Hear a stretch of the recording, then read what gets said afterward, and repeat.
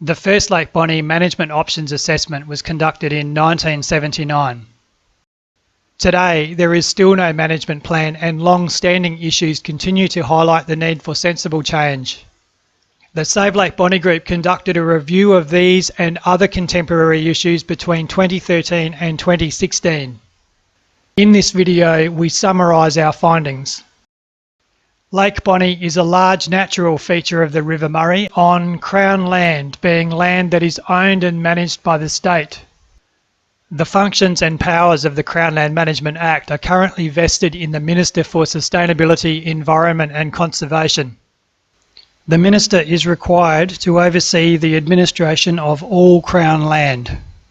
However, the Minister informed the Save Lake Bonney Group in 2016 that none of $155 million available for wetland management in South Australia over the next 7 years was allocated to Lake Bonney.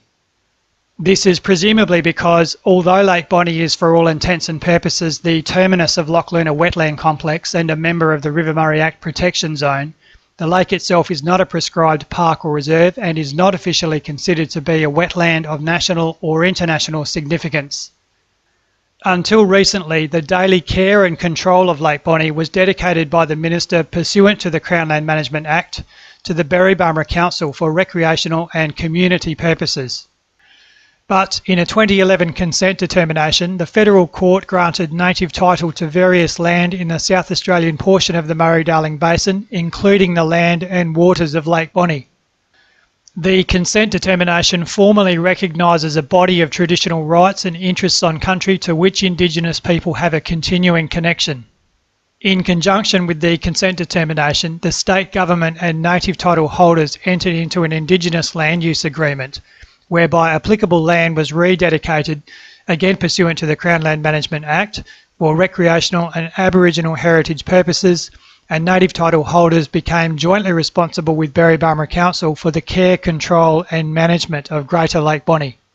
The Minister stated that all activities must be consulted on and undergo risk assessments by the River Murray and Mallee Aboriginal Corporation. As this land is under the care and control of the Council, they are leading this process. This literal interpretation of the consent determination has, in effect, provided responsible government with a convenient way of avoiding the issues by shifting the balance of power to people who are silent and unable. Meanwhile, none of this alters the fact that the Minister is still ultimately responsible for Greater Lake Bonney, that the day-to-day management of Greater Lake Bonney still rests with Barmera Council, and that what is happening there is patently discordant with the principles of sustainable land management prescribed by the Crown Land Management Act. Further, it is important to know that native title rights and interests pertaining to Lake Bonney are non-exclusive and subject to all other laws of the state and Commonwealth. This is because you don't have to consult anyone about whether those other laws protecting the environment should be ignored or whether Lake Bonney should be slowly destroyed. To allow this would simply be illegal. It would also be really stupid because Lake Bonney is obviously much more valuable to the Riverland community when it looks like a place everyone cares about. To demonstrate how committed Barmera Council are to the principles of sustainable land management, one should examine Council's strategic plan. The words Lake and Bonney each appear on 2 pages in the Barmera Council Strategic Plan 2015 to 2020, which claims that in 2030, the natural environment will be in a pristine condition, supporting industry, recreation, tourism and the growth of a region based on a healthy river. There are no explanations as to how this will be achieved sometime in the next 13 years, merely a banal observation to the effect that the natural environment has provided the basis for many visitors to the region who have pursued water-based activities on the river or Lake Bonney in Barmera. That's it. The Barmera Council Strategic Plan is a requirement of the Local Government Act, as is the preparation of community land management plans for all community land, which includes Lake Bonney. A community land management plan is in many ways the perfect opportunity to establish a commensurate response to the land in question, and where appropriate, it should reflect the principles of sustainable land management embodied in higher law. Yet the 5-page community land management plan for Lake Bonney is hardly sufficient to address a complex and dynamic freshwater ecosystem, and its application is limited to about 1.5 kilometres or 10% of the foreshore. This willful ignorance of the status of Greater Lake Bonney is reflected in such things as broken and derelict infrastructure, dangerous situations like this, the destruction of plantations, and waste of public resources. The prevailing attitude of government to Lake Bonney drives the boundless depreciation and suppression of our natural capital to avoid what is perceived to be the fiscal black hole of natural resource management. But what does it cost to mismanage something? Based on figures provided by 3 foreshore caravan parks, the Save Lake Bonney Group estimated that during the 2014-2015 financial year, roughly 10,000 people stayed in managed accommodation. Clearly, most people prefer to spend their holiday in comfort and don't have a visible negative impact on Lake Bonney. In direct contrast, the impact of roughly 500 people who camped on the beach at Lake Bonney over the 2015 Christmas-New Year period was horrendous.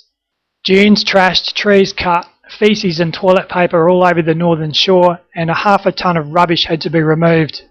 A truck and 2 employees from council, 14 volunteers from the community, a utility with 8x6 cage trailer and heavy loader were all required to clean up this mess, except for the feces which had to be left on site. The Minister for Health was contacted and the Director of Public Health Services replied, stating that the Barmera Council Chief Executive Officer had advised a management plan would be developed over the next 18 months and the Save Lake Bonney Group had been identified as a stakeholder. In fact, the Save Lake Bonney Group are the only community environmental group advocating for Lake Bonney, were singularly responsible for initiating the cleanup and did most of the work. We proposed that a single campsite near existing facilities, appropriate signage and containment for car parks would solve the problem in the most practical and cost-effective way. But our proposal was thrown out. When communicating to a representative for the Save Lake Bonney Group, the Barmera Council Chief Executive Officer later asserted that changes would be according to a management plan, but not the wishes of the Save Lake Bonney Group. There is still currently no management plan and the plight of Greater Lake Bonney continues to be ignored. In November 2016, a number of homeless people were even relocated there by local organisations, reportedly because neither state nor local government could be bothered to find a more appropriate place for them. All of this right under the noses of 4,000 people.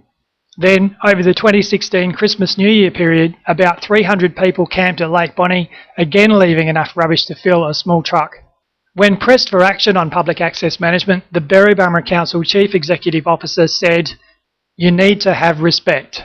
Apparently meaning that if the traditional owners don't have an opinion, then all of this is perfectly acceptable.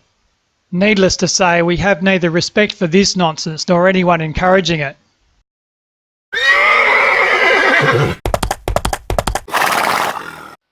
Pursuant to Barmera Council Bylaw Number 3, which provides for the management of all land vested in or under the care, control and management of council, horses were prohibited from entering onto land at Lake Bonney.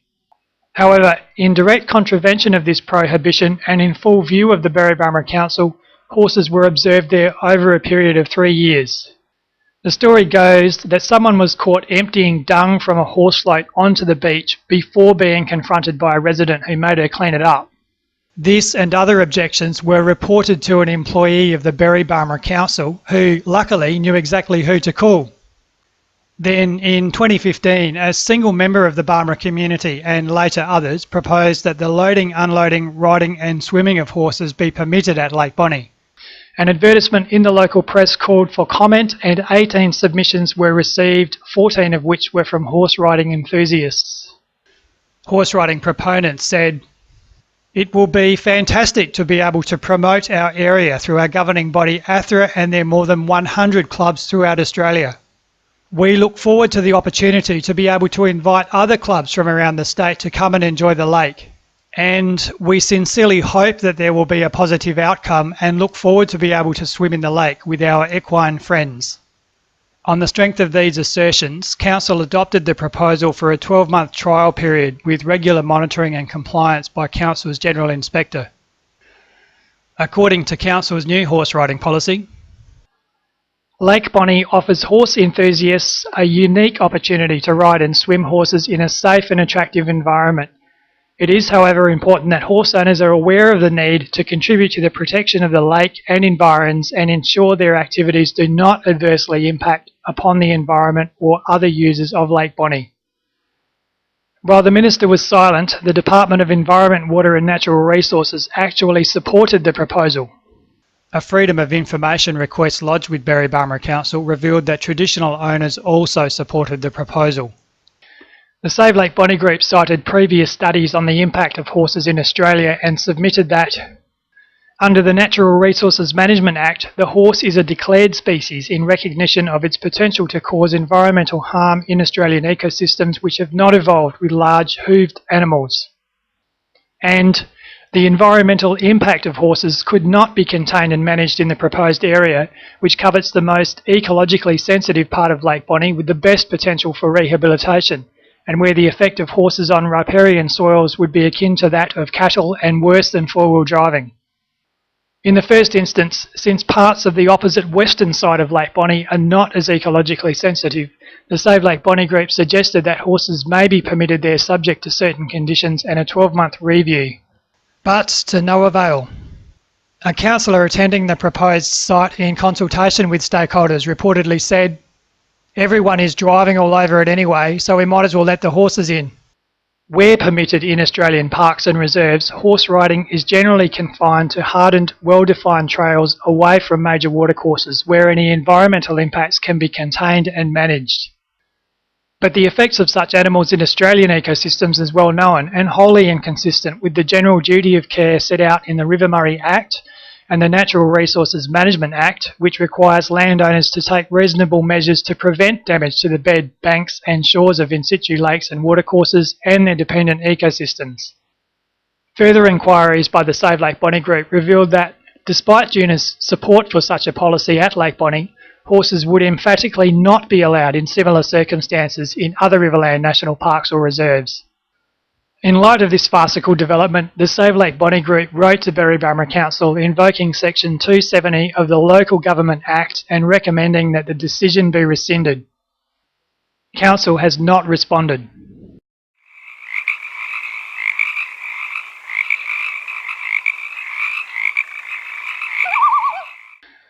According to Primary Industries and Regions SA, every landowner in South Australia has a legal responsibility pursuant to the Natural Resources Management Act to manage declared weeds which significantly threaten our state's primary production industries, natural environments and public safety. In 2015, the Save Lake Bonney group notified the Minister for Sustainability, Environment and Conservation about the increasing incidence of the declared weed spiny rush, especially on the western side of Lake Bonney where it threatens to overwhelm one of a few preferential nesting beaches for River Murray turtles. Spiny rush is a typical wetland invader, forming impenetrable thickets of long needle-like spines, barring the way of people and animals and eliminating most other vegetation in the process. The action plan for spiny rush applies to the whole of South Australia, requiring landowners to control the weed accordingly. The Minister advised that the Green Army might be available in 2016. This, even though spiny rush at Lake Bonney requires both mechanical and chemical control and ongoing monitoring, which realistically can only be accomplished by a specialist. When the Green Army didn't show up, a complaint was forwarded to the Premier of South Australia, who replied, "The area is culturally significant to the First Peoples of the River Murray and Mallee region. As such, any proposed control methods need to be investigated in conjunction with both Barmera Council and the River Murray and Mallee Aboriginal Corporation." Experience shows that this is a bit like excusing yourself from having to pay tax because you haven't discussed it with your neighbour who died last week.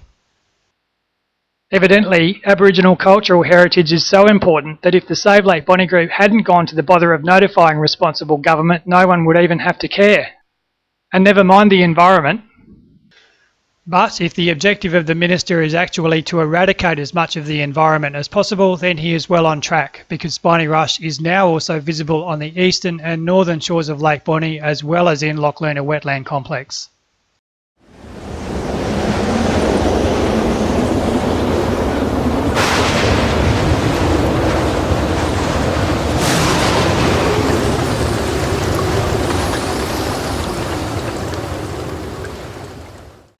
State and federal management of the Lake Bonney surface water resource is a complex and unresolved issue and will not be discussed in this video. For the time being, our view is that the lake should not be regulated and that surface water levels in the lake should be determined by surface water levels in the River Murray Channel. However, it would be remiss of us to avoid such issues as may threaten the security of the surface water resource and yet are well within the means of state and local government to control. One such issue is urban stormwater. According to the Australian Guidelines for Urban Stormwater Management, the primary purpose of a stormwater management plan is to identify certain actions that will improve the environmental management of urban stormwater and protect the environmental values of receiving waters. Barmera Council do not currently have a stormwater management plan for Lake Bonney. Today, a high volume of urban stormwater carrying various matter from streets and parklands enters the lake at 3 main locations on the foreshore, where it is common to find people swimming, fishing and boating. In 2016, the Environment Protection Authority tested the outflow of one of these drains, noting that there was nothing unexpected in the results to warrant further follow-up work. In response to inquiries by the Save Lake Bonney Group, Barmera Council erected warning signs on the outflows but took no further action. The Minister for Sustainability, Environment and Conservation was also contacted but didn't respond. A Stormwater Pollution Prevention Code of Practice for local, state and federal governments issued by the EPA envisages that some aspects of the Stormwater Code of Practice would be mandatory when linked to other EPA policies, like the 2015 Environment Protection Water Quality Policy. However, this policy does not apply in relation to the discharge of uncontaminated stormwater and, in particular, does not apply in relation to the ultimate discharge of stormwater into any waters from a public stormwater system by a responsible public authority. So, although Lake Bonney is a proclaimed water protection area under the Environment Protection Act, urban stormwater doesn't have to be diverted simply because it might contain pollutants in the future. Federal guidelines, such as the Australian and New Zealand guidelines for fresh and marine water quality, are of no practical use here because they are not mandatory and merely defer to regional government, stating that the political boundaries imposed within Australia place most of the responsibility for the management of natural resources with the states and territories. These guidelines are based on the philosophy of ecologically sustainable development, which essentially means any development aiming to meet the needs of Australians today while conserving our ecosystems for the benefit of future generations. Fundamentally, the guidelines recognise that while establishing a level of protection for ecosystems is difficult, the national objectives for water quality management can be met by ensuring that development doesn't threaten the integrity of ecosystems. This probably means not doing things like draining the streets of Barmera into Lake Bonney when you suspect that it might be a problem one day. A sensible view is that the harvesting and reuse of this stormwater could help to reduce the impact of urban development while also helping to meet water conservation objectives. Such water could then be applied to parklands in town. The guidelines note that the principles of ecologically sustainable development are increasingly embodied in statutes throughout Australia. While it's true that these principles are now embodied in state law rhetoric, it's clear that they are largely idealistic and unenforceable. On their own, issues like drainage, weeds, horses or camping might not seem like critical issues, but taken together they drive the chronic deterioration of Greater Lake Bonney, and they all stem from the absence of a coherent management plan. In the case of Lake Bonney, the role of management belongs primarily to government since there are no other organisations around to make the required investment. A more livable place in turn attracts investment, looks and feels good, and has higher rates of domestic productivity, which makes it easier for local authorities to sustain a vibrant and successful community. Without responsible government, no one is accountable and all effort to bring lasting and meaningful change is wasted. In this video, we've shown how both state and local government are clearly obliged by law to lead the preservation of Greater Lake Bonney for future generations, and that presently the opposite is true. You can help us to stop the degenerate mismanagement of Lake Bonney by contacting the Minister for Sustainability and Barmera Council. Lake Bonney deserves a better deal.